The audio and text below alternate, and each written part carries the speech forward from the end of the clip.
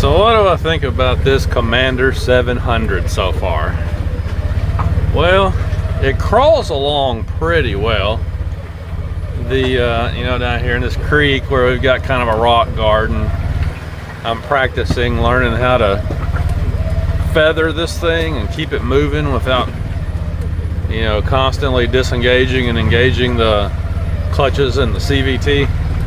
And it's a little bit of a challenge because it is quite a bit different than everything else that I've had. The CVT in this Can-Am is way more finicky.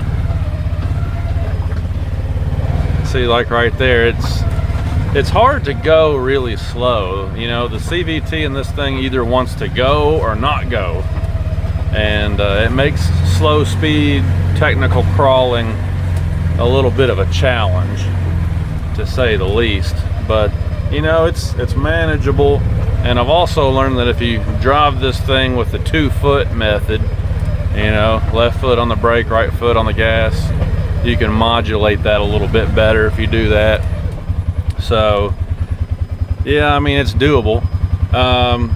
The other thing, and I've talked about this before, that I don't like is the Visco lock. The Visco lock 4-wheel drive system is an absolute joke.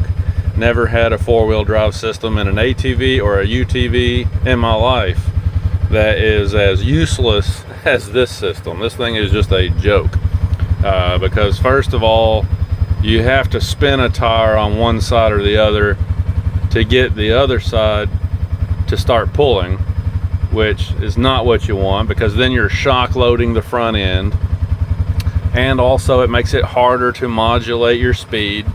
So that's no good. And once it does kick in on both sides, you've still got sort of a limited slip action going on. It's not really locked up.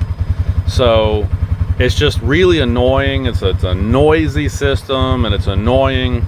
And I've heard that you know, a lot of people have had problems with it because it wears out the front differential more quickly than it should. So, you know, obviously you can spend a ton more money, like $10,000 more money, and get a higher trim level that does have a full locker.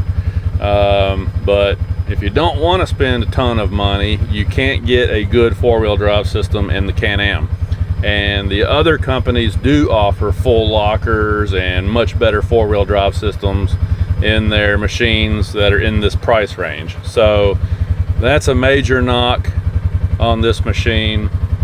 The CVT is a major knock on this machine. And then the third thing is, and you would probably figure this, the 700cc engine, just, you can tell it just doesn't have as much power. And you know, you buy a 700 single cylinder machine, you have to understand that's what you're getting, you know. So it shouldn't be a surprise, but I'm just pointing that out. You know, you can really tell, you know, when you come out of a V-twin machine and you get into something like this. Even that Kawasaki Teryx that I had before this just felt better as far as torque and power output. This thing feels extremely anemic. Now you get out on like a flat road and you're in high range and you're ripping, I mean, it'll pick up some decent speed. It'll go as fast as you need to be going, that's for sure. But I'm just talking about like this low speed crawling technical kind of stuff, like we're getting ready to go up over here up into the woods. You can tell the power's a little bit lacking. So those are the 3 strikes on this machine. Other than that, the seats are still comfortable, the engine is still really quiet. You know, there's a lot of good things going for this machine. The power steering works great. You know, so it's got some high points, but nothing's perfect, and it has some low points too.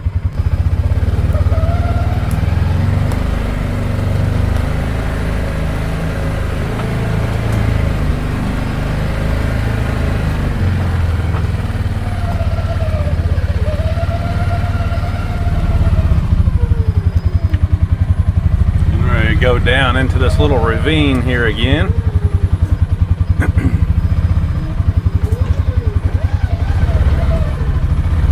See if we can pull up this muddy hill.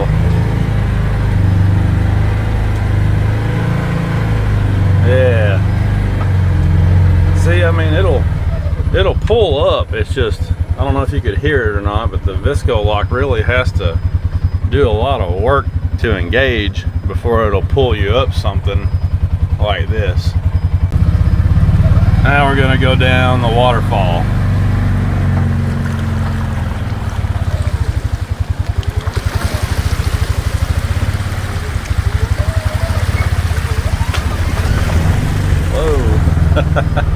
That's always fun going down that waterfall.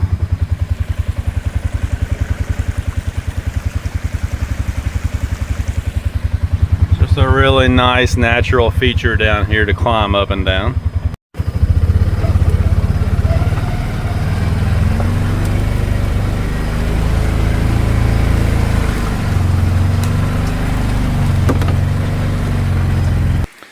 So yeah, I would say those are the three negatives to the Can-Am Commander 700 DPS. The lack of power, the shitty four-wheel drive system, and then the jerkiness and overall lack of control with the CVT transmission they put in this model.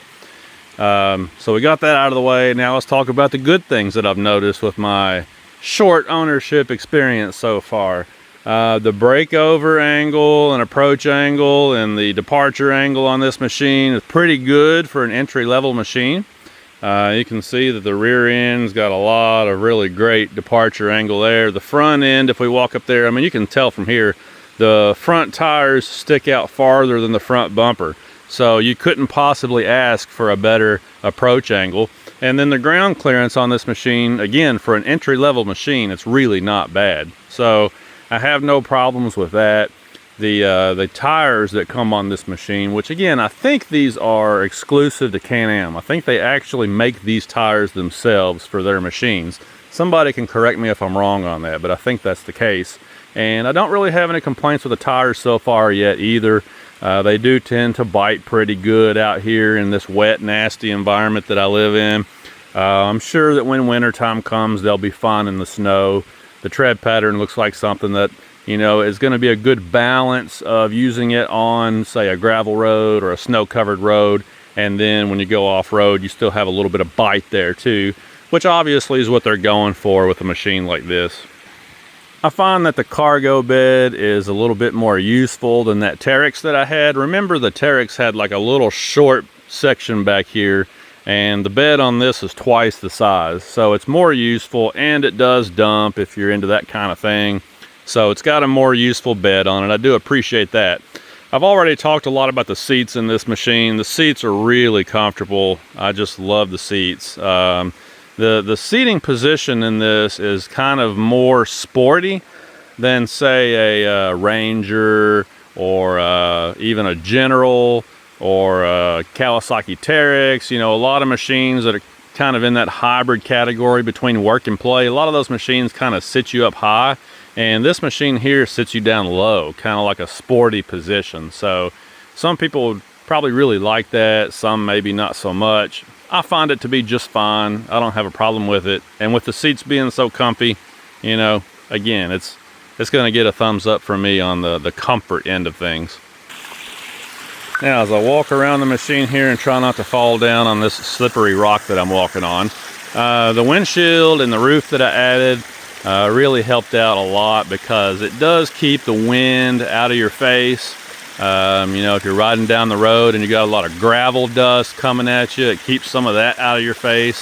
So this machine did not come with that, but that's definitely a must-have on any UTV. I don't have a winch on here yet. I'll probably add one of those maybe as we get closer to winter time. Don't really have a whole lot of need for one right now, but I'll probably add one of those a little bit later. So overall, my experience with the machine has been pretty good. You know, the wife likes it because it's comfortable. It's not really hard to get in and out of like some sporty machines. I do like the doors, the way they've got an automotive style handle on the outside and on the inside. That's really nice. So that's a nice touch they put on this base model as well. And now I'm going to go inside and talk about a couple of things on the interior again. So the cup holders being down in the floorboards, which is extremely odd, and a lot of people comment on that. I have found that it's not really been a big deal so far. We've used them a couple of times and it hasn't really been a big deal so far. And like I was saying in the other video, the reason why is because when you get in this machine, I mean, look, the cup holder is like actually up under your legs, you know?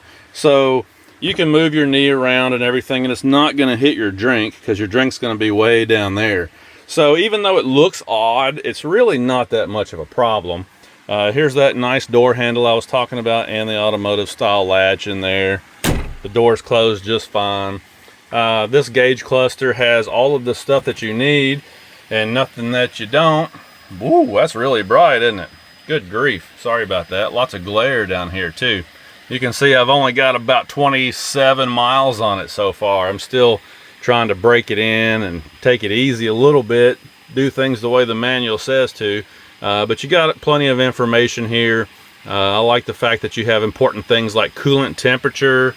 See, it shows you what the temperature is, unlike a Kawasaki machine. And you've also got this scale over here. You can toggle some of this stuff to show different pieces of information. So that's pretty nice as well. I made an error in a previous video. I said that this has the tri-mode dynamic steering where you can change the sensitivity of the power steering. On this particular model, you actually cannot do that. This has got one power steering setting only. And I guess the tri-mode dynamic nomenclature, I guess that just refers to the fact that this is speed sensitive, you know. So basically the faster you go, the more it'll dial back the power steering, and the slower you go, the more it'll ramp it up to give you that assist when you're in like rocks and stuff like this. That's what they're really referring to there. And that's kind of a nice feature, because when you're ripping down a trail pretty fast, you don't want overly sensitive steering because that can cause you to crash. So it's good that they do that. But no, you can't go in there and set low, medium, high, or whatever, like we could do on that Outlander ATV that we had. The glove box, as you know, is cavernous. Lots of space in there. I find that I put my cell phone down in this little cubby right here quite a bit. The push to start is a pretty cool little feature, not a big deal, but pretty neat little feature there. So, you know, again, very Spartan interior, very simple, but I kind of like that because it's not super confusing. I don't really like how the headlights work. Maybe I don't fully understand them, but it seems to me that these default to on, and you have to hold this down to turn them off. And then the next time you turn the machine back on, they will turn back on again. So you got to hold that down to turn them off again. It's like they always default to on. You got a high beam right there and a low beam, but you don't have a traditional on and off switch. They default to on all the time, and you have to manually turn it off by holding the button down, which is kind of weird and annoying. But again, not a big deal, not a deal breaker, just something you got to get used to. So yeah, you got the stuff that you need, nothing you don't in here as well. It is kind of different sitting so far back. I know the camera's not really doing it justice. Maybe that's a little bit better. It's a little closer to what my eyes are seeing, but the windshield is way up there, kind of like in a pickup truck or something. You know, it's way up there, and so that's a little bit weird. You have to get used to that too. I'm kind of used to UTVs where the windshield is up here, and why that matters is because with the windshield so far up, even though you got a windshield, it allows more air to come around and kind of clip you in the side of the head. So I find that, like, if it starts to drizzle rain, or if I'm going through a lot of dust or whatever, I find that I lean up a little bit so that all that stuff will come around and like go behind me, you know. So anyway, just an observation, I guess. But yeah, I mean, the seats are comfy. We like this machine pretty well. It's done everything we've needed it to do so far. I've hauled a few things with it. I pulled my utility trailer with it. It's got a great towing capacity. It's a pretty good, well-balanced machine for work and play. I just wish that it had a full locker. You know, I can get used to the CVT, and maybe the CVT will wear in over time.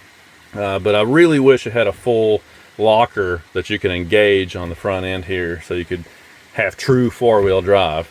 But I will give them kudos for putting the differential lock switch on here, where you can select whether you want the rear to be locked or not. That's a nice touch. That's something the Kawasaki Teryx did not have, and I missed it. So I do like that. So anyway, overall, for you know, what did I pay for this? $14,700, I think, is what I gave for this machine, brand new. Didn't pay any dealer fees or anything. Had to pay sales tax. That's the law. But for the price I paid for this thing brand new, it's kind of hard to knock it really, you know, bad. It's got a couple of things that they could have done a lot better, but it's got a whole lot of things going for it too. So time will tell how this Can-Am Commander 700 works out, but so far we really like it. And here in about a week, I'm going to pick up my new trailer so we can finally haul this machine and my son's Honda Talon together, and then we're going to go find some more substantial trail system to ride these things on and test them on. So stay tuned. We're going to have more UTV stuff coming pretty soon when we head out to go camping. But for now, I just wanted to give you a quick update on how things are going with the 700 here. Rear diff should be locked, two-wheel drive, right? Then how come both of my rear tires don't pull when I'm getting stuck in a creek?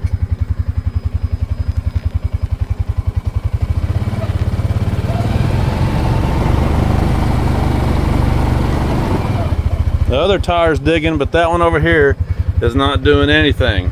What's up with that?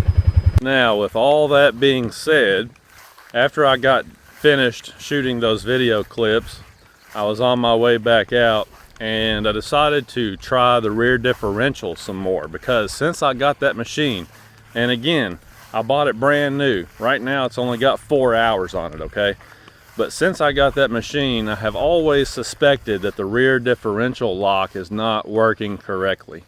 And after I just shot those video clips, I was headed back out to the house and I decided to find some spots in the creek where I could test it a little bit more.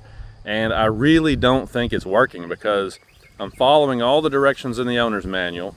You know, you're in gear, but you're stopped. And then I push the button upward to engage the rear diff lock, and it does not lock the rear diff. I mean, I'm still sitting there spinning one tire. So, I don't know. To me, it seems like it's not working. I'm going to take it back to the dealership and have them look at it. So, here we go right off the bat. I haven't even had a chance to go camping and hit a real trail system with this machine yet, and I'm already taking it back to the dealership for a warranty claim. Now, you remember what I said when I first brought this machine home. I bought a new Can-Am ATV back in 2022, and it was the biggest piece of junk I've ever had in my life, and I swore that there would never be another Can-Am machine in my garage ever again. Well, here I am. I went back on my word and I bought a 2025 brand new, and I haven't even really taken it out and ridden it yet, and it's already going back to the shop for a warranty claim. So I hope this is not a sign of things to come, but I'm telling you, Can-Am is just, they make some real junk, I guess. I don't know. But not having much luck with the Can-Am stuff over here where I live.